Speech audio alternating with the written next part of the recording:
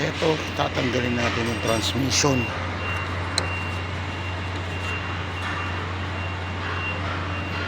Transmission ng Scania. Side.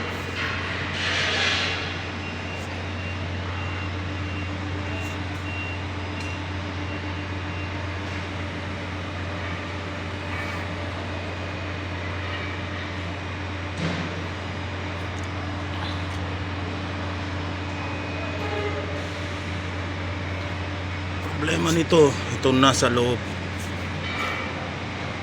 Ayaw ng kumambyo.